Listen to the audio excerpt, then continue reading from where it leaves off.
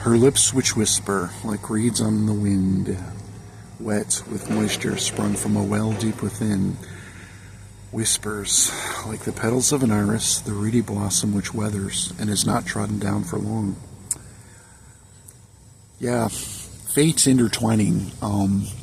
It comes down to the word of someone in Albuquerque, which can affect the entire world in both a positive and a negative manner. And, and where, the words of, my muse are not taken lightly, and it's just, it's like I said, it's a hard road to travel, especially when one feels alone. And, that was part of the reason why I put these words down, this poetry and stuff like that, like I said, things you can't talk about, but will definitely have to be revisited at a later date, because nobody's ever alone. There's, it's like I said, there's, well, I just wanted to know that, but, there's, back to line 917, fate, it's like I said, fate does intertwine. That's about all I can say. And things happen for a reason. The stories unfold and whispers are told, inescapable, sensual caress. But to ignore the bringer of yore, no chance, and with no room to guess. Within mountain wold, Ramadilla, I'm told, had regents renowned and redundant. But one ancient queen, fair Lindia, had been, last of such lineage abundant, of sweetness and virtue, no will for to hurt, reedy and fair like an iris. When tread upon frowned, not long to be down, arose fast on the quick, but spry blitheness. A wing from the ashes when notions were dashed, with the hope of a richness so thick.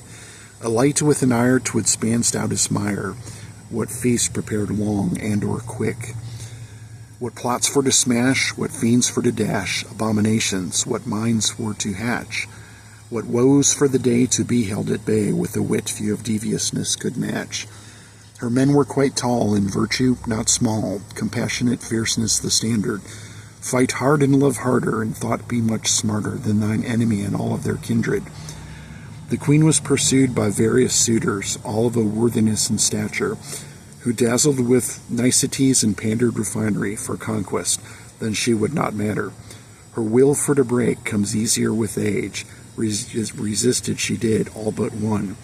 Tailored for her, rest be assured, was Tomney's one ill-begot son. In a man's form did he but have the queen, with charms that she could not resist. Impaled by his mire, overcome with desire, his handsomeness would not desist. Climax awax, his dwemer now taxed, his apparentness but slowly gave way. Climax away, what beast with I lay, what spell was I under that day? She wondered with horror of the creature before her, it's somewhere in between dragon and man. What demon with horns and scales to adorn, to me had but cometh to damn. What madness to follow, I in ecstasy did wallow, for hell hath but caught me unawares. Were children to bear, what demons were there, for me I but fraught with despair. Cry I did not, my destiny now wrought, no magic would serve to deliver me from this foul fate, my nerves which did grate, as I blossomed in unholy shivers. 5 demons I bore, an unwilling whore, my role infectious vengeance now finished. The madness I witnessed has yet to diminish, with time the hue forged into lividness. Anger and pain, my pleasure to drain, my reign for to end in disdain, into a prison which imprisons my skin, my trials for never to wane, presiding with malice o'er vain crystalline palace, ever sharding through time standing still. What vile creatures promised, delivered with cost, what screams unheard, ever so shrill. 4 I implored to see nevermore, the 5th in appearance was human. What foul purpose wanted, Ishmeth now wrought, in I and my children of doom. What storm in the night preceded the light, what wind whips did gust in the vale, what anger was sated as the rainstorm abated, to be followed by pockets of hail. Was ever a warning, it came nigh this morning, as wind ripped with a vengeance disturbing. What caution forgot as the meaning was lost, abaft it was in the chaos and turbulence. What wasteland awaited, as nightmares abated, all wondered with day's garnered sustenance. What peddler of gloom, foreshadowing doom, receding with wind's failing gustiness. Dew's fairy glow, faint yet to forego, iridescent splay, ribbons of light. What rapturous sheen, like honey to glean, to glimmer and glisten so bright.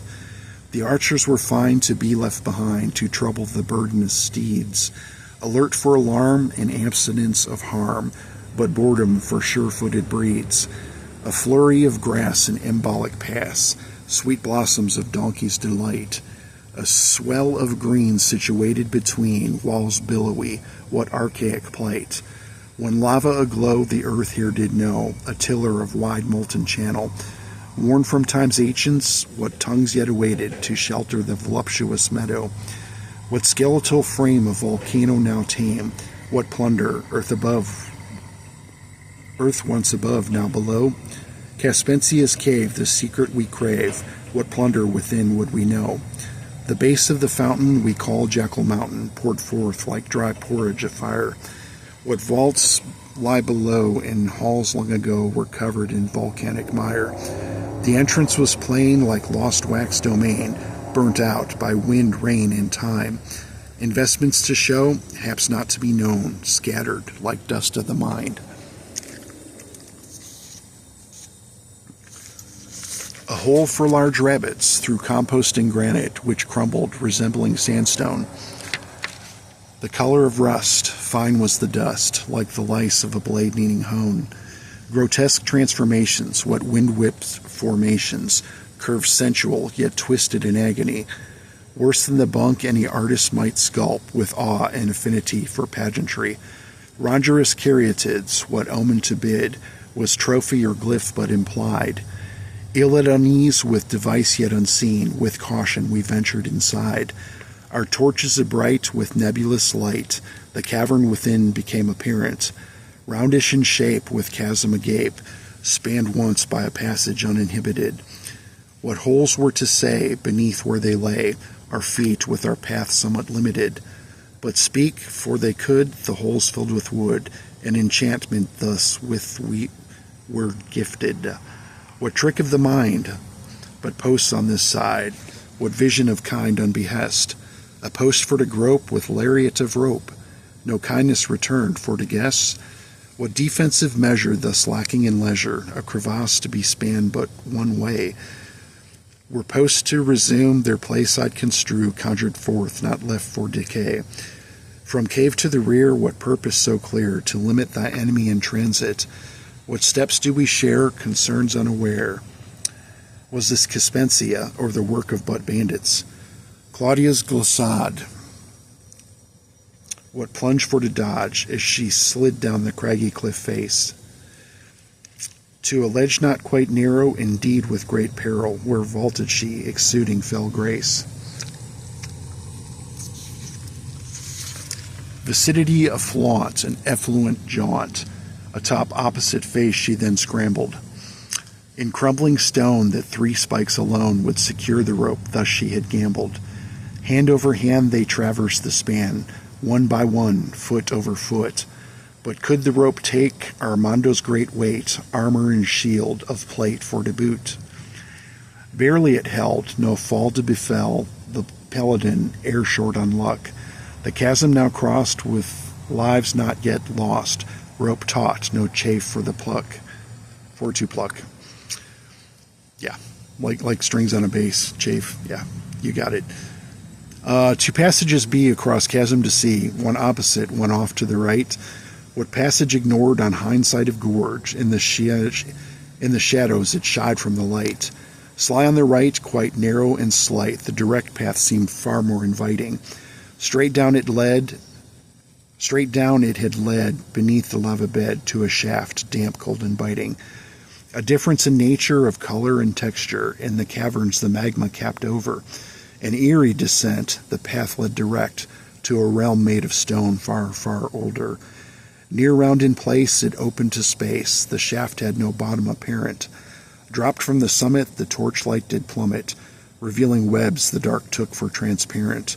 Back now they went, prepared not as of yet, the shaft to traverse by what means? Back up to the chasm and wayward phantasm, across the rope, that which spanned depthless seam. And I'll stop there and pick it up later. Hope everybody has a good night and everybody had a nice Thanksgiving. If you're listening out there, thank you, and it's appreciated. Have a beautiful night.